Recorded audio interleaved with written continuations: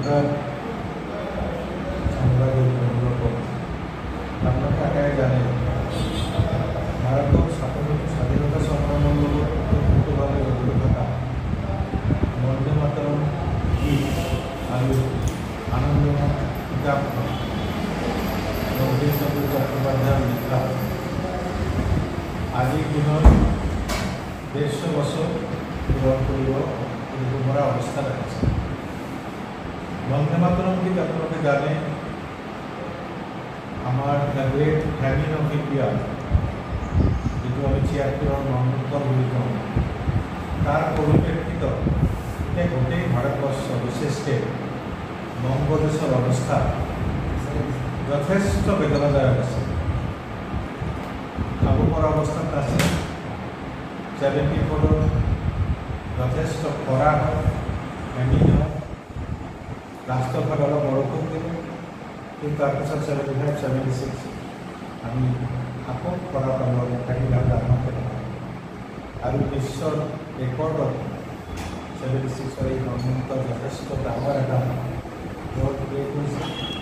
এইটো মানসিক অৱস্থা বা এইটো অৱস্থাৰ পৰিপ্ৰেক্ষিতত বঙ্কিম চন্দ্ৰ চট্টোপাধ্যায়ে 1875 চনত এই কবিতা তেখেতে ৰচনা কৰে আৰু পৰৱৰ্তীতে 1882 চনত এই কবিতা আনন্দমঠ নামৰ কিতাপত তেখেতে সংযুক্ত কৰে। আনন্দমঠ হয়তো আমি বহুতে পঢ়িছোঁ। তৎকালীন বংগদেশৰ পূৰ্ণ পৰিস্থিতি, তাৰ লগত ইংৰাজৰ অত্যাচাৰ, তাৰ লগত কেনেকৈ দুখীয়া কৃষকৰ মৰিব লগা হৈছে বিভিন্ন সৰু সুৰা কামত ৰাস্তা দিব নোৱাৰি, তাৰ পৰিপ্ৰেক্ষিতত এটা যুগান্তকাৰী তেখেতৰ এই কবিতা, যি তৎকালীন ৰাইজক যথেষ্ট অনুপ্ৰাণিত কৰিছিল, জীয়াই থকাৰ কাৰণে অৰিহণা যোগাইছিল আৰু দেশ মাতৃকাৰ প্ৰতি নিজকে আত্মবলিদান দিয়াৰ কাৰণে প্ৰস্তুত কৰিছিল। আপোনালোকে জানে বন্দে মাতৰম গীত বহুত দীঘলীয়া, বহুতকেইটা পংক্তি আছে। এই বন্দে মাতৰম গীত এনেকুৱা নহয় যে খালি বংগদেশতে ব্যক্তিত আছিল, গোটেই ভাৰতবৰ্ষত বন্দে মাতৰম গীতে আমাৰ ভাৰতবাসীক, ৰাষ্ট্ৰবাদী ভাৰতীয় উৎসাহিত কৰিছে। এই কথাটো সঁচা।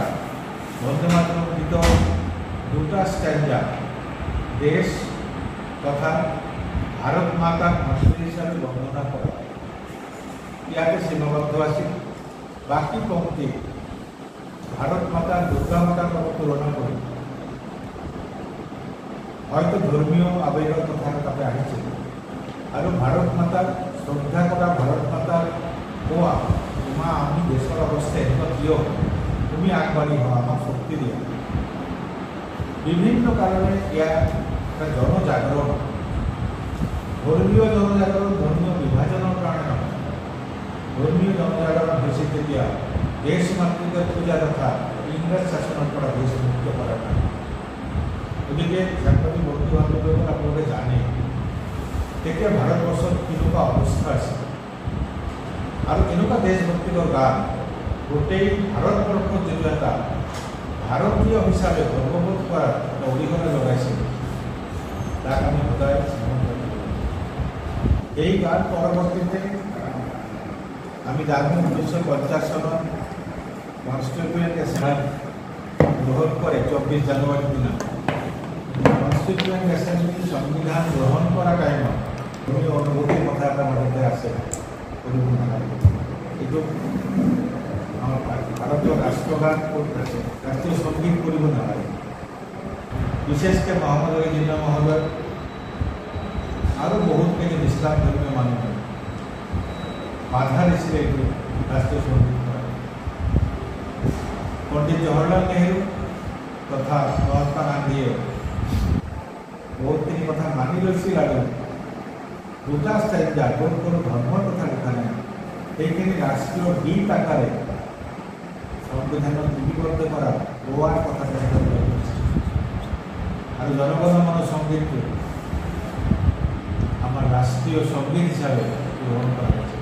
24 জানুয়ারি 1950 জনগণমন আমার রাষ্ট্রীয় সঙ্গীত হিসাবে গ্রহণ করা হয় আর রাষ্ট্রগীত হিসাবে বন্দে মাতরম গানের প্রথম দুটা স্ট্যান্ডা গ্রহণ করা হয়। তৎকালীন রাষ্ট্রপতি ডক্টর রাজেন্দ্র প্রসাদ মহোদয় একটা কথা বারে বারে বলছে, দুটা গানের গুরুত্ব আর দুটা গানের সম্মান কিন্তু একই। আমি যাতে জনগণমন গানকে জানিয়ে শ্রদ্ধারে আমি গাই থাকি, বন্দে মাতরম একই শ্রদ্ধাতে গান গাওয়া হবে। কিন্তু রাষ্ট্রীয় সঙ্গীতের মর্যাদায় পাবে আর রাষ্ট্রগীত নিশ্চিতভাবে একে মর্যাদা পাবে। রাষ্ট্রীয় সঙ্গীতের ক্ষেত্রে যেহেতু কিছু নিয়মাবলী থাকিব, রাষ্ট্রগীতের ইমান কারাকে ইমান নিয়মাবলী না। আজিৰ দিনত আমাৰ ৰাষ্ট্ৰীয় গীত বন্দে মাতৰম আৰু জাতীয় সঙ্গীত জনগণমন হিসাবে আমি গাই থাকি। শ্রদ্ধার বন্ধুগণ, একটা কথা আমার মন রাখিব লাগিব, এই রাষ্ট্রীয় গীত রাষ্ট্রীয় সঙ্গীত কিছু হলো আমার কিছু তৎকালীন রাজনৈতিক নেতা যোনে ভারতবর্ষ ভাল পোৱা নাছিল, ভাৰতক বিখণ্ডিত কৰি পাকিস্তানৰ সৃষ্টি কৰাৰ চেষ্টা কৰিছিল, তেখেতসকলৰ চক্ৰান্ত আছে। নহ'লে বন্দে মাতৰম যেনেকে জাতি উদ্বুদ্ধ কৰাৰ কাৰণ, জনগণমন ঠিক তেনেকে গোটেই দেশ একত্ৰিত কৰে দেশক আগুৱাই লৈ যোৱা দুটা গানৰ চিন্তাধারা বা গান লিখার উদ্দেশ্য কিন্তু বেলেগ আছে। গতিকে কোনো প্রয়োজন আছে দুটা গানক ধর্মীয় কারণে বিভেদ করা।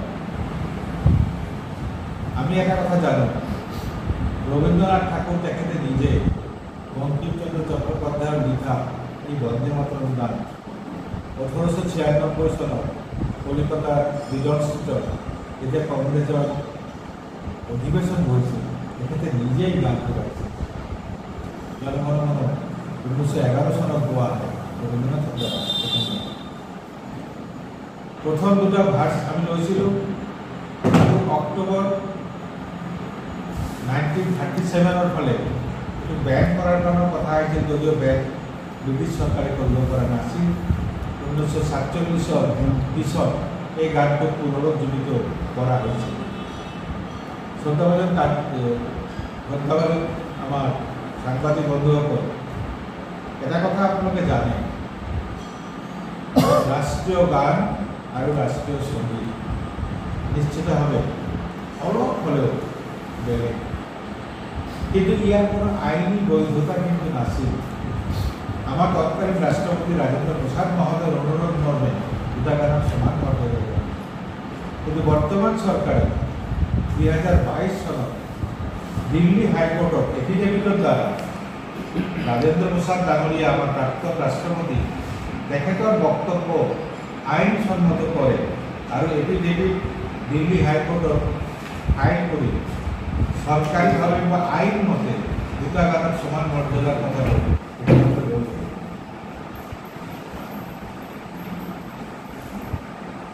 আমার এই কথাটো আমার জানার প্রয়োজনীয়তা আছে। জনগণমন বা রাষ্ট্রগীত জাতীয় সঙ্গীত তেখেতৰ উদ্দেশ্য বেলেগ আর রাষ্ট্রগীতর উদ্দেশ্য বেলেগ। আমি ভারতীয় রাষ্ট্রীয় সঙ্গীত নিশ্চিতভাবে আমার জনগণমন সর্বোপরি, কিন্তু স্বাধীনতা সংগ্রাম বা তৎকালীন রাষ্ট্রবাদ জগাই তোলার কারণে আমি কিন্তু কেতিয়াও আমার যেহেতু রাষ্ট্রগীত বন্দে মাতরম তাক প্রয়োগ কৰিব নোৱাৰোঁ। গতিকে এই কথাটো মনত ৰাখিব লাগিব। 150 বছৰ পূৰ্তি হ'ল বন্দে মাতৰম।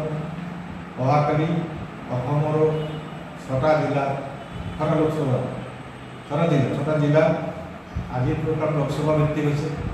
6টা জিলা সৰকাৰিভাবে আমাৰ দলীয়ভাবে বিভিন্ন প্ৰোগ্ৰাম কৰা হব। 7 তাৰিখ অহাকালি আপোনালোকে আটাইকেইজন আহিব আৰু গোটেই ভাৰতবৰ্ষৰ ধুবুৰী জিলা বা ধুবুৰী চহৰ আৰু বিশেষকৈ আমাৰ প্রোগ্রাম গৌরীপুর অনুরোধ জানাম, আমি যাতে রাষ্ট্রগানের প্রতি সম্মান জানাই, যিমান বেশিকে মানুষ পাবো আমি একগোট হোক।